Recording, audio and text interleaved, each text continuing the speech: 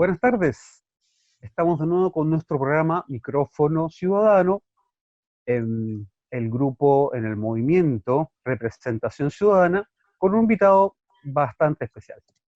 Don Mario Aguilar, el presidente del Colegio de Profesores a nivel nacional.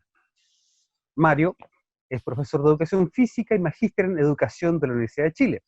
En los años 80 participó en las manifestaciones contra la dictadura e ingresó al movimiento humanista. Miembro fundador del Partido de los Verdes, que destacó por la lucha por el ecologismo. Concejal en Macul del 92 al 96 por Alianza Humanista Verde, asumió como prosecretario del Colegio de Profesores el 2010 y luego su presidencia el 2017. También es autor de libros de educación, como por ejemplo Pedagogía de la Intencionalidad junto a Rebeca Visa. Mario, de nombre de Daniel y Denise, muchas gracias por estar acá. Bienvenido. ¿Cómo estás? Bienvenido. Muy bien, muchas gracias por la invitación a esta conversación, así que aquí a su disposición. Mario, entramos en materia de inmediato. Primera pregunta. Mario, ¿existe plena autonomía en el Colegio de Profesores? Plena autonomía de los poderes de la clase política, total, plena autonomía. Y somos absolutamente dependientes de lo que digan los profesores de base. Ya, muy bien. Mario... Y por ejemplo, de otro... Sí, por favor, Denis, dale. ¿No? Y de otras organizaciones sociales de pronto que puedan verse influenciados como, no sé, Unión Social, no se me ocurre, pero generalmente la gente a veces les atribuye la influencia de otros organismos. Por eso es bueno dejar en claro la autonomía. No, yo creo que nosotros influimos sobre otros organismos más bien. Somos el gremio más grande de Chile, somos un gremio con una capacidad de movilización innegable, con una capacidad organizativa que creo que está entre las más grandes del país. Por lo tanto, somos un gremio bastante influyente. Pero en el mundo social, en el movimiento social, lo que buscamos siempre es ponernos de acuerdo. Nadie está obligado a nada, digamos. Y en unidad social y en otras instancias donde nos coordinamos con otras organizaciones nos ponemos de acuerdo. Nos hemos puesto de acuerdo para llamar a movilizaciones, nos hemos puesto de acuerdo para hacer declaraciones, nos hemos puesto de acuerdo en distintas materias, pero no hay una relación de dependencia de ninguna organización. Cada organización mantiene su independencia de decisión, y si estamos de acuerdo con otras organizaciones actuamos juntos, y si no, muchas veces no hemos estado de acuerdo y no actuamos juntos, ¿no? Entiendo. Claro. ¿Ha estado de acuerdo? Bueno, usted ha estado participando, como bien dijo Ignacio, a lo largo de varios años. ¿Ha estado de acuerdo con que algunos, o sea, qué gobierno de los que han pasado usted ha encontrado que lo ha hecho mejor o lo ha hecho bien en materias educativas? O ninguno. También está la opción de que ninguno lo haya hecho bien. Mira, mi cara dice algo.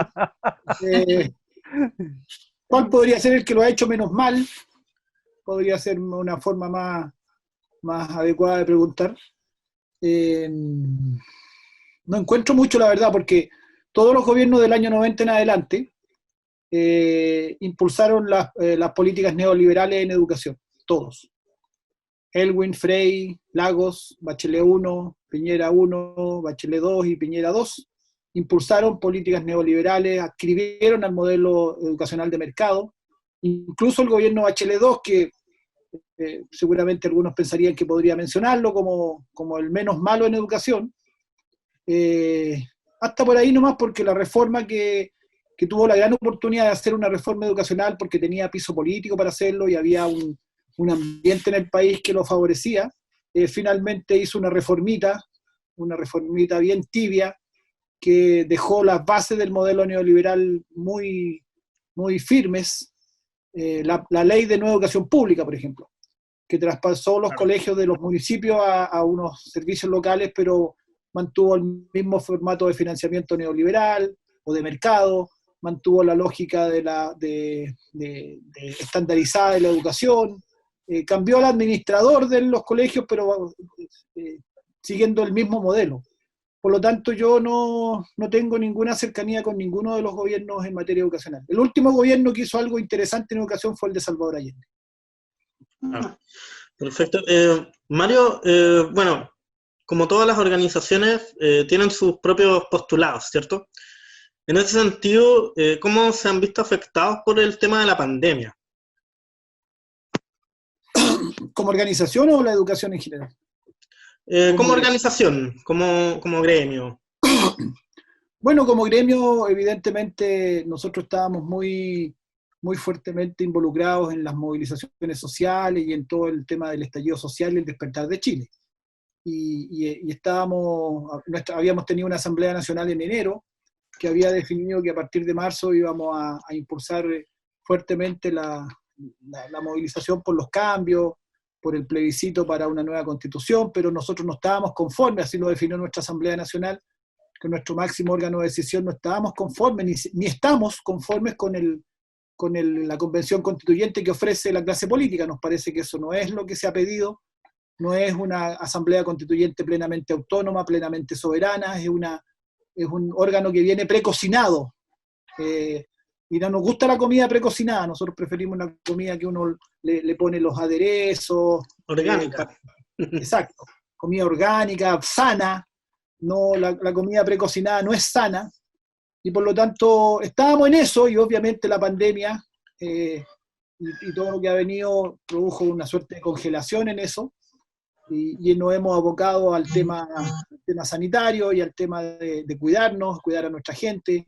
La emergencia en educación ha pegado fuerte, no hay clases en los colegios y eso ha significado toda una serie de cuestiones. Pero es un paréntesis, que a lo mejor va a ser largo porque la pandemia no sabemos cuánto va a durar, pero tenemos claro que vamos a volver a nuestra lucha por un país más justo y por cambios en educación de fondo, y entendemos que esos cambios de fondo que se requieren en la educación chilena pasan por un cambio, por una nueva constitución. Mario, en estos momentos, bueno, ustedes siempre han tenido en la otra vereda al ministro o al Ministerio de Educación.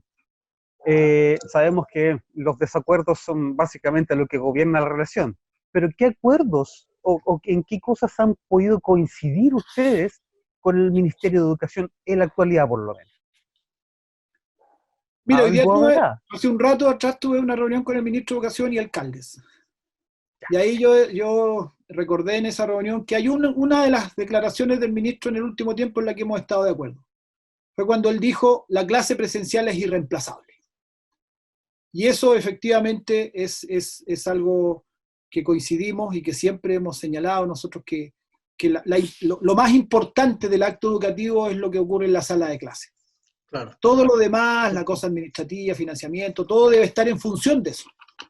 Y ahí nosotros hemos abogado siempre por la autonomía docente, que no hay nadie mejor para tomar decisiones sobre qué hacer en la sala de clase que el mismo profesor, más que cosas direccionadas y dirigidas desde arriba. No nos gusta la tecnocracia que se ha metido muy fuertemente en materia educativa. Entonces, con la frase estamos de acuerdo. Luego, cómo cada uno la interpreta, puede haber muchas diferencias, pero efectivamente, yo creo que en este periodo en donde no ha habido clases en los colegios, en las familias mismas se ha generado una valoración muy fuerte del rol docente y la importancia del profesor, la sala de clase. Yo creo que los padres que han estado con 2, 3 hijos en la casa, no sabiendo qué hacer con ellos, no pudiendo sentarlos 10 minutos a hacer una tarea, se dan cuenta del trabajo enorme que hacen mis colegas en las salas de clase con 40, 45, todos los días, varias horas al día, de lunes a viernes, y que es un tremendo trabajo y requiere de un gran dominio pedagógico. El dominio pedagógico, yo creo que la gente ha entendido que es fundamental. No basta con saber matemáticas, hay que saber enseñar matemáticas. No basta con, no sé, yo soy profesor de educación física, con dominar una destreza deportiva. Hay que saber enseñar esa destreza deportiva y cómo llegar a ella. Entonces, la pedagogía como ciencia, como disciplina, ha quedado, yo creo que muy valorizada en este tiempo. Y bueno, son parte de uno tiene que buscarle, incluso las tragedias como la que estamos viviendo en Chile hoy día, con personas fallecidas y todo aquello, siempre tiene que buscarle cuál es la posibilidad y lo rescatable que puede tener de lo que está viviendo, digamos. Y yo creo que nosotros hemos tenido una revalorización de la sala de clase y su importancia y el valor de la escuela, en el fondo. El valor de la escuela y el colegio como posibilidad educativa irreemplazable. Don Mario, bueno, ahí usted mencionó algo súper importante, que es el tema de la cantidad de niños por sala. 45 niños por sala es demasiado, y ahí tal vez es una pelea que va a tener que dar el colegio de profesores, porque, bueno, ya se vio que es inviable en el tema del regreso a clase con esa cantidad de niños, pero incluso en los colegios particulares no bajan de 40. 35 niños, 40 niños, bueno, caso particular de mi hija hay 39 niños. Entonces, ¿qué rol ha cumplido el colegio de profesores ahora en pandemia? ¿Han tenido alguna injerencia? ¿Qué rol les ha tocado cumplir? Mira, estás preguntando sobre uno mismo, digamos, lo que uno representa, en este caso, en esta entrevista. Y siempre es medio incómodo hablar de uno mismo, pero yo creo que hemos cumplido un papel muy importante como gremio. Primero, jugamos un papel muy importante para que las clases se suspendieran en marzo. Acuérdate que el gobierno no quería suspender las clases. Sí. Estaba empecinado en que no, que había que ir, que había que mantener una normalidad que era a esa altura ya evidente que no se podía hacer, y nosotros fuimos muy duros en nuestra postura de decir, bueno, si el gobierno nos suspende, suspendemos nosotros.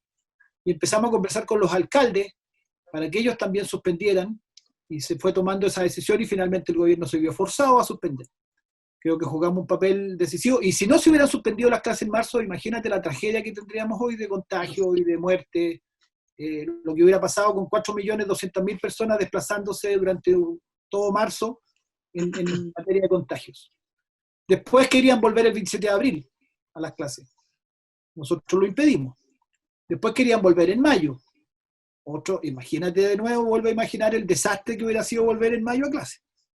Entonces creo que hemos jugado un papel de alguna manera de ser la voz de las comunidades escolares para hacer frente a un gobierno que a nuestro entender no ha tenido sensibilidad y no ha tenido humanidad. Nosotros hemos usado esa palabra que a lo mejor es un poco fuerte también, pero muchas veces cuando hablan y cuando hablan con tanta liviandad de la salud de la gente, la nueva normalidad, por ejemplo, que fue una cosa tan equívoca, lo que generó, ¿no es cierto?, la sensación de la gente que ya estábamos con la pandemia controlada, la apertura de malls, y nosotros hemos tenido siempre una voz muy fuerte de que lo primero es la defensa de la salud.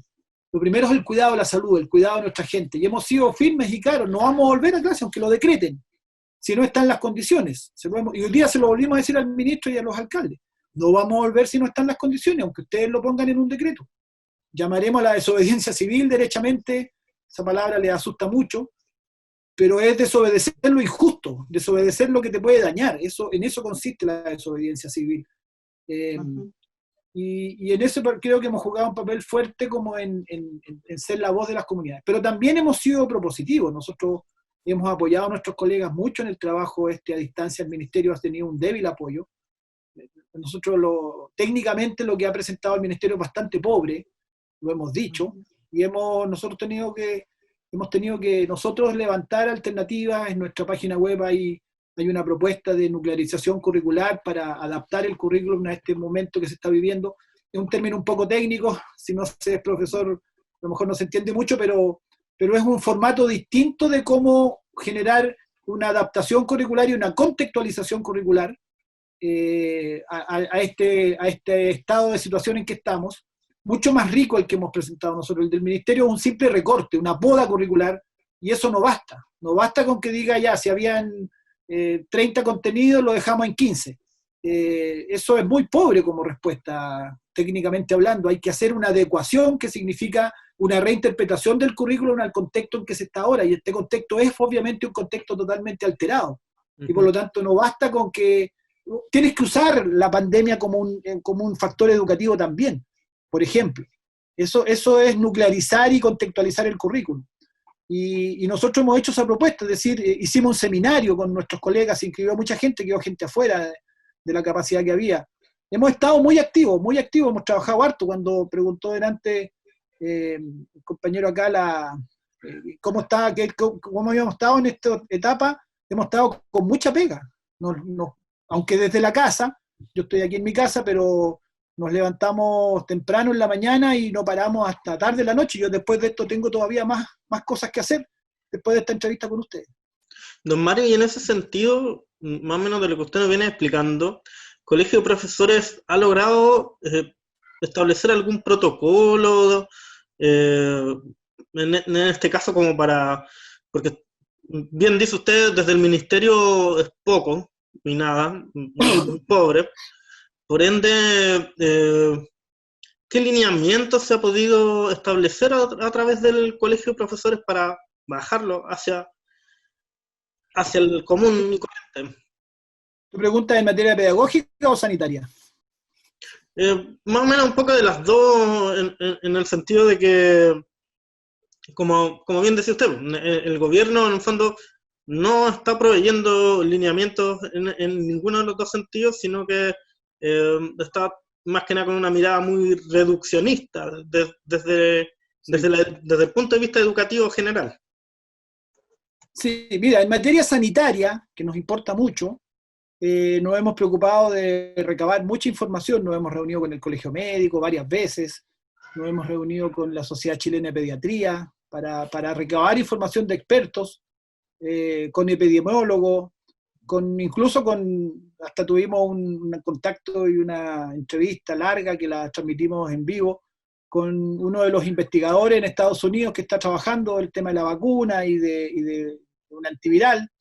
Es decir, nos hemos preocupado de recabar muchísima información para tener fundamento en lo que planteamos. Nosotros no somos epidemiólogos ni somos médicos, pero sí tenemos la obligación de informarnos para, por un lado, plantearnos frente a las autoridades, el Congreso, el Ministerio, los alcaldes, pero también para orientar a nuestra gente.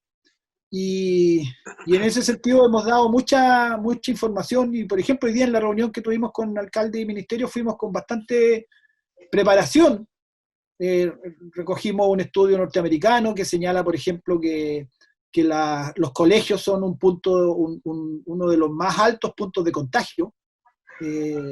Digamos, ellos hicieron un estudio donde clasificaron por riesgo colegios, estadios, lugares de trabajo cerrados de alta gente son los lugares más peligrosos en términos de contagio. Que es medio obvio, pero es bueno tener una fundamentación científica de eso. Claro, claro. Y en materia pedagógica también hemos señalado que lo que se requiere acá es mucha flexibilidad, más que una línea central que puede servir en un lugar pero en otro no. Es muy distinta la realidad que hay nosotros tenemos colegas donde el 20% de esos estudiantes tiene posibilidad de conexión a Internet. Por lo tanto, la estrategia del Ministerio, casi todo lo que ha planteado y ha puesto en su página web y las orientaciones que ha enviado son todas bajo el supuesto que todos los alumnos tienen conexión. Y ese es un supuesto bien erróneo, porque la mitad de las familias en Chile o no tiene conexión a Internet o tiene una conexión muy deficiente, de un teléfono con tarjeta que tiene un ancho de banda muy bajo, por lo tanto no le permite al estudiante conectarse en una larga clase, digamos, de 1 hora o 45 minutos porque se le cae la conexión, no le permite descargar videos pesados. Entonces, mucho del formato que el Ministerio ha propuesto simplemente no sirve. Entonces, se ha vuelto a cosas más básicas, bien básicas, como guías escritas. Mis colegas han ido a repartir a las casas a veces, o una vez a la semana en los colegios van los apoderados y alguien les entrega las guías y les da algunas orientaciones. Ha sido bien difícil, y ya, lo que ha pasado es que se ha agudizado la desigualdad que cuando tú estás en la clase normal, de alguna manera en la sala de clase tú algo compensas, no completamente, pero algo compensa la desigualdad. Pero al formato de distancia se agudiza la desigualdad. Claro, porque obviamente no es lo mantienen mismo. Su contexto. Bueno, hubo una iniciativa de que las compañías de telecomunicaciones dieran conexión gratis, pero eso siempre se está basando en la ficha de protección social y ya sabemos que la ficha de protección social no refleja la desigualdad y las carencias que hay en Chile, entonces tampoco es una solución viable. Claro, y además agregar a eso que mucha gente de clase media que no aparece en las fichas, pero en los últimos 2 meses se ha quedado sin ingresos. Sí, y no está eso actualizado. Entonces, hay mucha gente que a lo mejor vive en una casa, digamos, de mejor calidad, que tiene un auto, que Ujú. tiene un estándar de vida, o tenía, que lo dejaba en clase media o clase media alta, pero abruptamente se quedó sin ingresos producto de la crisis Así económica que hay. Entonces, es bien dramático, ¿no? Esa gente no es. aparece en las fichas ni aparece en ninguna ayuda. Es peor que Bueno, la pandemia, el desamparo en que estamos todos, la clase media Así y la es, clase baja, siempre. así Y ahora es. Mario, estamos viendo cómo es lo que sufren. Pero ¿sabes cuál es la Ma- diferencia? Que la clase baja tiene cultura de solidaridad. No tiene vergüenza, por ejemplo, en ir a una olla común, porque Exacto. todos saben, todos se ayudan entre sí. Entonces, la olla común, bueno, da alimento a mucha gente, y hay muchas ollas comunes por todo Chile, pero la clase media no hace eso. En un No, barrio de clase media no se organiza una olla común y no salen con una ollita a buscar la comida, porque, bueno, por cultura, por por historia, les a vergüenza. da veces por vergüenza. vergüenza. Ujú. Exacto, y directamente son gente que puede estar pasando hambre directamente. O endeudándose con los bancos, que también después va a tener que pagar Claro, algo que no exactamente, sé. exactamente. Mire, todo esto, toda la política que ha desarrollado el gobierno chileno ha sido muy criticada desde el extranjero. Hubo una frase demoledora desde Bloomberg, esta institución económica a nivel mundial, que dijo que Chile había pretendido manejar la pandemia como un país rico, como un país desarrollado. Y se habían dado cuenta de que no son. Ahora, en el caso de la educación ha pasado lo mismo, usted mismo lo comentó. Eh, el gobierno, el Ministerio de Educación, pensando que todo el mundo tenía conexión a Internet, y no es la realidad. ¿Ya? Esta conexión a Internet, a la que se han visto obligados a todo el mundo para desarrollar el famoso teletrabajo, ¿les ha traído a ustedes alguna lección? Porque esto no había pasado, ¿cierto? No había pasado con la masividad nunca y con la cantidad de tiempo que ha sucedido. Nunca habían los profesores tenido que desarrollar su trabajo mediante el teletrabajo. Ahora, me imagino que ustedes están recogiendo lecciones, porque esto puede pasar de nuevo. Aquí puede haber otra pandemia, puede haber un desastre natural de otro tipo, etcétera, pero esto puede volver a utilizarse. ¿Ustedes han pensado en un futuro, ojalá lejano, en que pueda volver a pasar esto? ¿Qué lecciones saca el gremio? Sí, sí. Te contesto enseguida. Solo una pequeña mención a Bloomberg, que hace una crítica muy certera, Sí. pero le faltó decir a los patuditos que ellos eran uno de los grandes propagandistas de Chile como nación Ah, desarrollada sí, pues. y un modelo muy exitoso. Y Ah, le encantaba al esa parte, presidente decirlo. le faltó esa parte, ¿no? Cierto. Porque claro, había una imagen vendida y por los grandes consorcios financieros internacionales de Chile como el gran modelo. Le decían en Así. otros países, vayan a mirar a Chile, vayan a ver lo que hace Chile. El milagro chileno. Exactamente. Las Ujú. AFP, las ISAPRE, las privatizaciones, eran el modelito. Y el modelito hoy día se cae a pedazos y los patuditos de Bloomberg se lavan las manos, digamos. Pero bueno, sí, sí, mira, yo creo que deja lecciones lo que tú dices a todos. Y lo que ocurrió es que en educación nadie estaba preparado para lo que vino.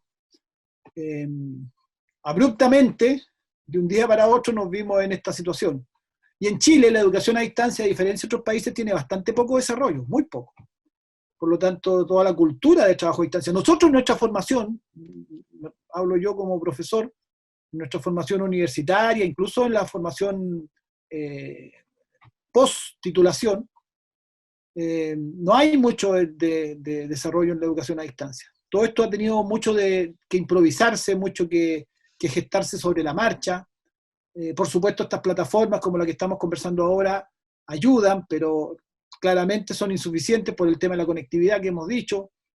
Entonces hay mucho que desarrollar, pero cuidado, nosotros alertamos en lo siguiente, que no se vaya a suponer fácilmente, sobre todo a los que les gusta ahorrar costos, que entonces a partir de ahora la escuela podría funcionar de este modo.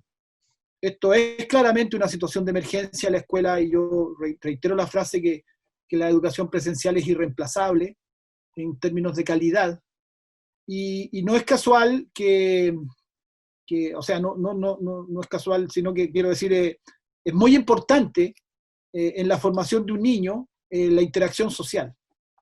Y la interacción social se da en la relación con sus pares. en la interacción en una dinámica escolar, que puede mejorarse la dinámica escolar, yo creo que la escuela tradicional tiene muchas cuestiones obsoletas, ciertamente también eso hay que tomarlo en cuenta, y aquí ha quedado en evidencia, pero sobre todo desde el punto de vista del desarrollo emocional y social, la escuela sigue teniendo un rol muy, muy importante. No podríamos pensar en tener niños que se educan solo en la casa, sin interacción con sus pares y sin mayor interacción social, porque creo que desarrollaríamos un tipo de sociedad absolutamente aislada, de gente individualista y aislada, y no creo que eso sea bueno. Creo que el reclamo que está habiendo en muchos lugares del mundo, Chile incluido, por supuesto, con el estallido social, no es solo económico. Yo creo que también se reclama por un tipo de vida individualista, egoísta, un modelo de desarrollo basado en la competencia y no en la colaboración.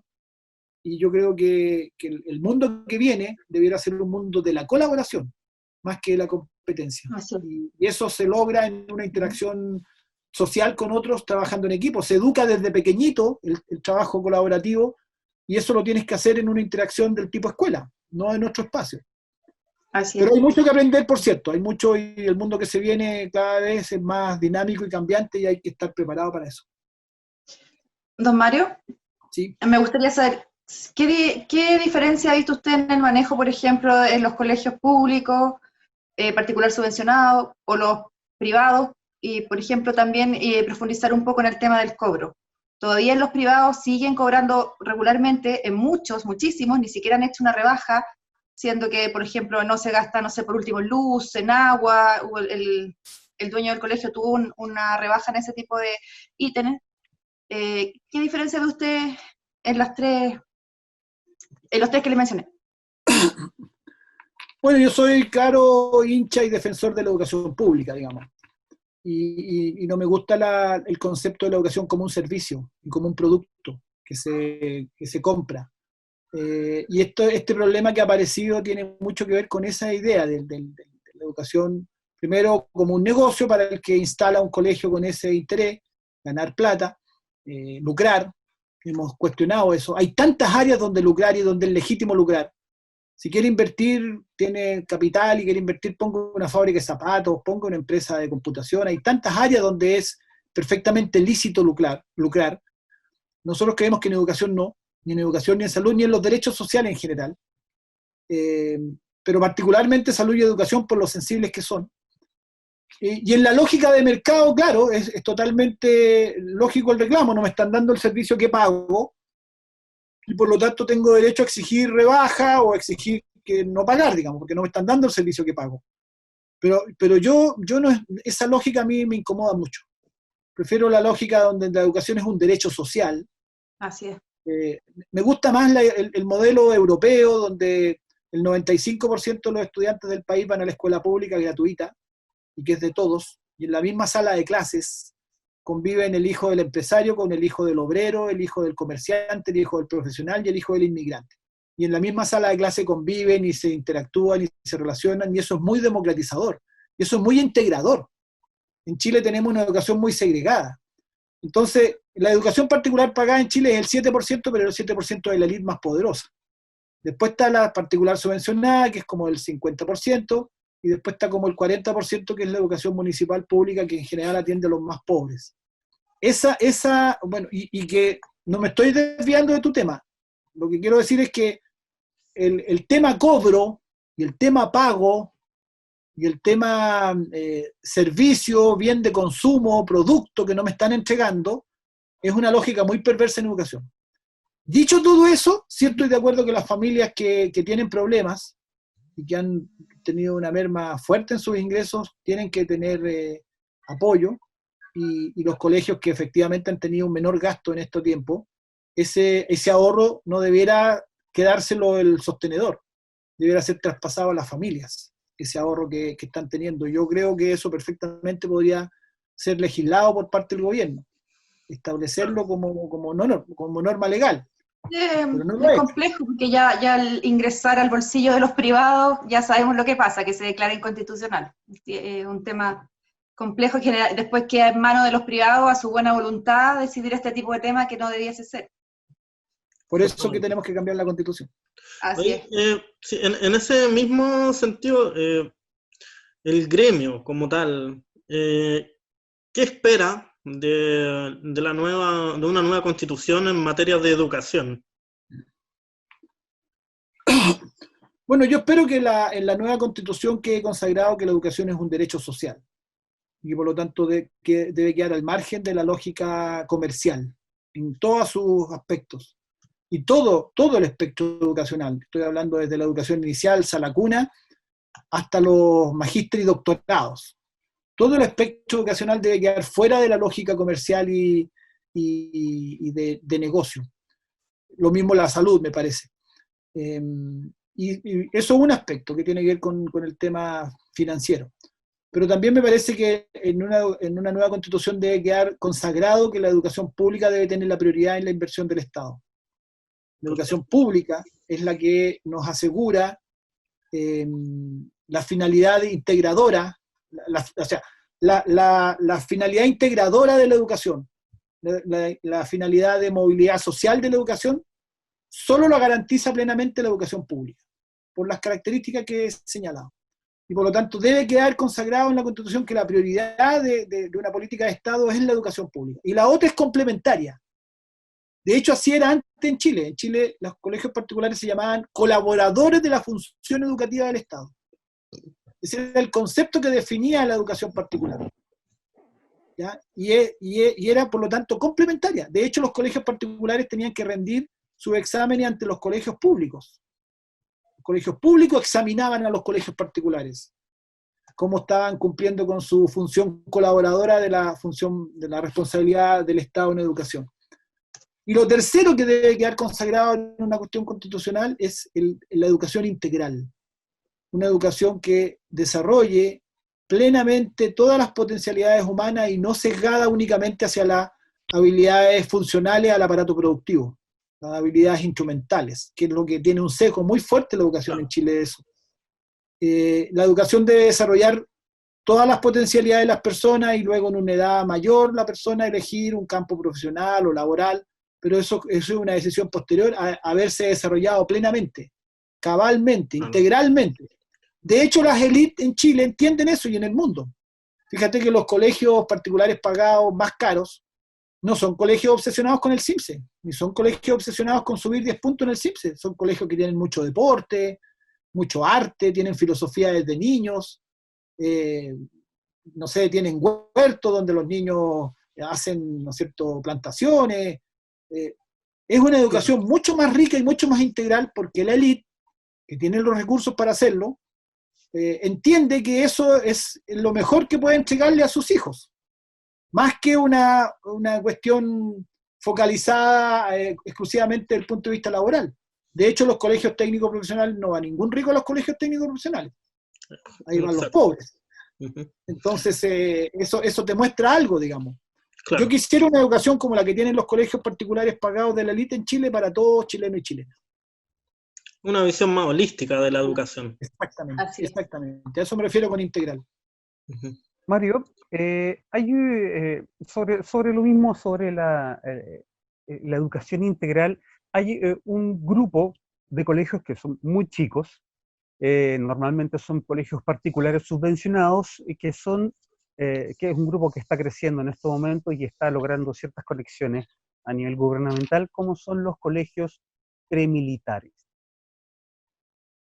Ya hace poco aparecieron noticias que la Dirección General de Movilización Nacional estaba haciendo algunas gestiones para validarlos más, para entrar con mayor contacto, etc. ¿Cuál es la opinión del gremio sobre este tipo de colegios? A ver, hay que aclarar que los colegios premilitares existen desde hace muchos años, desde los años 70.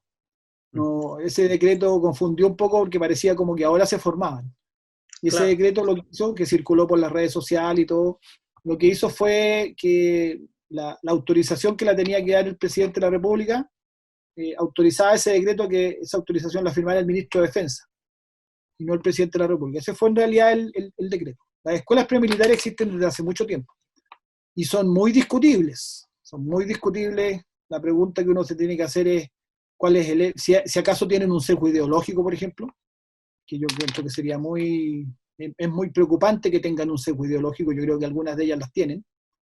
Y la discusión que yo creo que tenemos que dar, y que tal vez en la nueva Constitución habrá que discutirlo, si acaso es adecuado que jóvenes adolescentes estén recibiendo instrucción militar, con todas las connotaciones que eso tiene, y en planteles que no son propiamente o directamente la Fuerza Armada, porque uno sabe que las escuelas de oficiales de las Fuerzas Armadas, o incluso las escuelas, digamos, de la clase, como se llama, los rangos inferiores.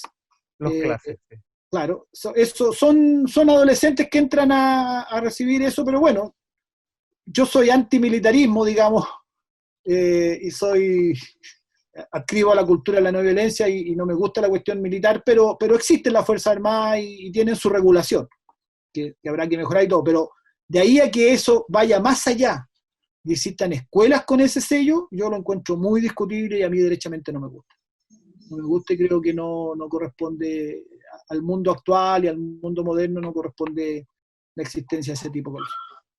Don Mario, súper claro. Yo sé que hizo mención antes, pero me gustaría dejarlo súper claro. ¿Qué piensa usted? ¿Se vuelve o no se vuelve al colegio este año? ¿Da el año por perdido? No, a ver. Porque yo sé que muchas mamás, aunque se vuelvan, no van a mandar los niños al colegio. Mira, nosotros hemos dicho que tienen que estar garantizadas determinadas condiciones sanitarias y de seguridad para la gente, y en ese momento se debe volver a las clases presenciales en los colegios. Y esas condiciones sanitarias son las que han dicho algunos expertos. Hay un consejo asesor que determinó varias condiciones. Por de pronto, la tasa de contagio tiene que estar en un RO, que es un término técnico. Yo me he aprendido todas esas cuestiones en todo el tiempo. El RO tiene que ser inferior a 1. El RO es la cantidad de personas que contagia a alguien que tiene el virus, ¿ya? Y Chile tiene un RO 5 en este minuto. Está lejos del RO que recomienda la Organización Mundial de la Salud. Se considera que la pandemia tiene un nivel de control cuando el RO es bajo 1. ¿Ya? Entonces, estamos lejos de eso, y estamos lejos de las condiciones que tienen que haber en los colegios que estableció el propio Consejo Asesor. 20 alumnos por sala, material de higiene a full, control de los niños en el uso de las mascarillas, que va a requerir más personal adulto, porque un profesor... Sí, los pequeños no van a hacer caso de no acercarse al compañerito, de no abrazar al amigo, está muy difícil, así que no nos queda más que la desobediencia civil, como decía usted. Dicho todo eso, yo creo que es descartable que en el corto plazo se pueda volver a clase, y es altamente probable que no se pueda volver en todo el año. Y digo altamente probable y no seguro porque entre medio puede aparecer la vacuna, entre medio pueden pasar cosas que ojalá pase, ojalá aparezca la vacuna lo más pronto posible, ojalá podamos volver a una vida normal lo antes posible, pero mientras no estén esas condiciones, evidentemente nosotros creemos que no se puede volver a clase. Mario, nosotros tenemos una pequeña sección final del programa, que ya es tradición, que se llama Bonus Track.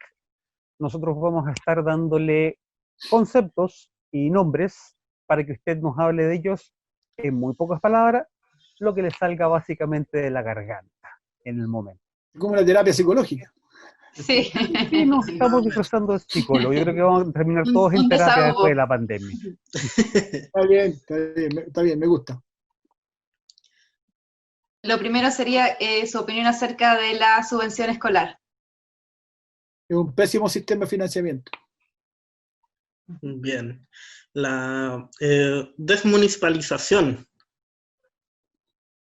Desmunicipalización es una necesidad en Chile, pero muy mal implementada. Raúl Figueroa. Un abogado que cree que sabe de educación. Enrique París. No lo conozco mucho, me parece que tiene un tono más amable que el que tenía el anterior, pero si sigue dependiendo de lo que le diga Piñera, no le tengo mucha fe. Y por último, el mismo Sebastián Piñera. Un empresario codicioso, bastante egocéntrico, y que debiera seguir dedicado a los negocios y no a la política. Perfecto. Gracias, don Mario. Gracias por su respuesta. Mario, de parte de Micrófono Ciudadano y de Representación Ciudadana, muchas gracias por su tiempo, por su buena disponibilidad para con nosotros y esperamos que, bueno, todas estas cosas esta situación vaya suavizándose un poco y mejorando con el tiempo. Mario, muchas Eso gracias. esperamos todos. Que estén muy bien. Muchas gracias. Un abrazo. Gracias a Chao. ustedes, que estén muy bien. Adiós. Hasta luego.